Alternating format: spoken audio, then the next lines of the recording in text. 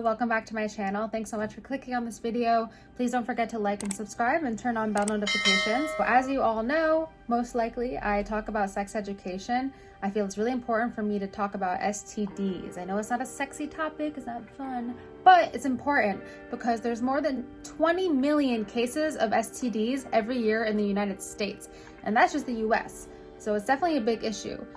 And half of people among the ages of like 15 to 24 have an STD or are gonna get one. And yes, STD rates have actually increased as well. They account for $16.9 billion annually in healthcare costs. And 1 in 2 people can get an STD by 25. That's based on statistics.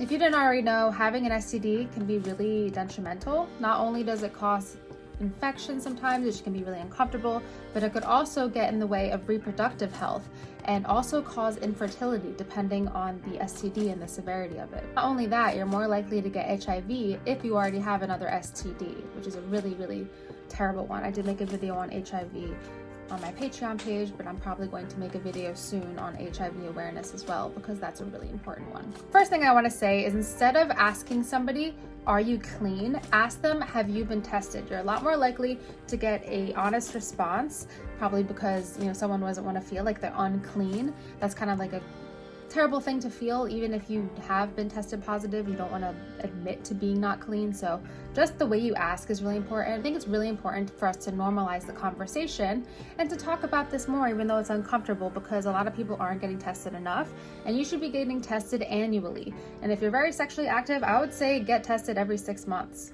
just to be safe.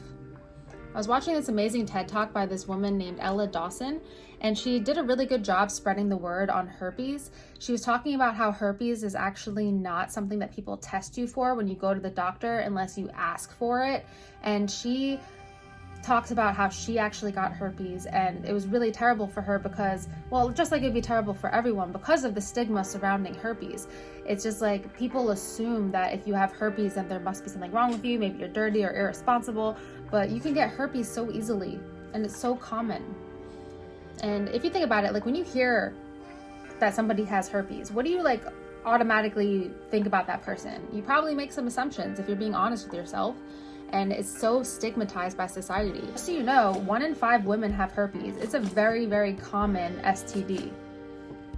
There's 2 types that are important to know about. Herpes simplex viruses, so more commonly known as herpes, are categorized into herpes 1, type 1, which is like oral herpes, and herpes type 2, genital herpes. Most commonly, herpes type 1, that causes sores around the mouth and lips, and sometimes even cold sores or fever blisters. And this can actually cause genital herpes, but most cases of genital herpes are caused by series type 2. For HSV2, a person might have sores around the genitals or rectum. And even though the sores can occur in other locations, they are usually found to be below the waist. So those are the difference between type 1 and 2. And like I said, there's a huge stigma surrounding getting tested. And she also talks about in the TED Talk how it's such a psychological impact of getting herpes, and it's such a big deal that some medical professionals actually advise you not even to get tested for herpes unless you have symptoms, because the psychological impact of having it can be even worse than even knowing, which I just think is kind of messed up, because if you could definitely be giving it to somebody else by not knowing that you have it. And I'm going to put the TED Talk below for you to check that out. It's a really interesting and really informative TED Talk to watch, because I think most people don't know that you don't get tested for herpes unless you ask. I definitely didn't know that. Our sex education is so problematic, and telling a group of adolescents not to have sex, that is not helpful, because they're gonna have sex anyway. It makes it taboo, and I feel like it also makes it even more exciting because you're not supposed to. Many doctors, they should ask not only about sexual history, but ask about sexual partners, whether it's male or female. They should be asking more questions, and I think Planned Parenthood does a good job when I go there for testing, but I don't know about I feel like when I go to a regular primary care, they don't always ask enough questions. So how do you prevent the spread of STDs? I mean, number 1, condoms. I think we all kind of know about that, but I'm going to reinforce it. Number 2, behavioral counseling. So this can accurately prepare individuals to practice safe sex, which is what I'm kind of trying to do right now. Promote enjoyable and safe sex, Talk about the enjoyable aspect too, unlike some people that are sex educating not in a good way. Pre-exposure vaccination, number 3. So there are some that you can get a vaccination for, such as HPV, hepatitis. Keep that in mind. If you haven't had an HPV vaccine, spread the word. That to be able to prevent it is the most important. Number 4 is knowing what to do once you're exposed. A lot of the time people know like how to get tested, or maybe they don't, but I'll put more resources for that below of how to get tested. But some people don't even know what to do when they are tested positive, and people don't really talk about that. And also, the uncomfortable one is communicating with prior sex partners. It's never fun. It would never be a fun situation to like call someone up and be like, just so you know I have herpes, or just so you know I have chlamydia. But think about how, for example, for a woman, for example, if she doesn't know she has chlamydia, over time, it could really mess with her reproductive health. Keep that in mind.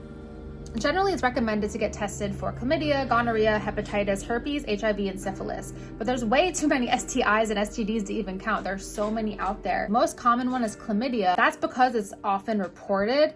People are generally report chlamydia more often, but the National Coalition for Sexual Health discussed how herpes and HPV are the most common, but they're very commonly unreported because people don't realize that they have them. They don't have symptoms, but they have it still. But those are the most common, but chlamydia is the most common reported. Just so you know, as a woman, what's really important for us as ladies to get tested because of the reproductive health, as I said. I also saw somewhere that babies can get STDs too. So like if you're pregnant, definitely get tested. I mean, I think that's already kind of like a general, is already part of the whole pregnancy process, hopefully. But babies can get STDs, babies can get HIV, and also can get herpes from like transferred from kisses. So be mindful of that. It's very easily spread. Knowing is so important because a lot of STDs can be cured by prescription. For example, generally chlamydia can be cured. You just like take a pill and then it's gone. It depends on the STD. Some aren't curable, but most are treatable at least. So take a look at the TED Talk I was telling you about like things that you should know about herpes. I'm going to put it below. And I also am putting other references below for prevention of STDs, as well as how to get tested, what to do, that kind of thing. Well, I really hope this was informative for you. If you have any questions, please leave them below. If there's anything that I missed that you would like me to bring to light, let me know as well. I am welcoming any criticism, any constructive feedback, not criticism. Any constructive feedback. Don't criticize me. I'm sensitive, okay? But thanks so much for watching, and please don't forget to like and subscribe. I have a Patreon page as well for people that want to ask me particular questions or request video topics. So thank you so much for watching, and I will see you in the next video.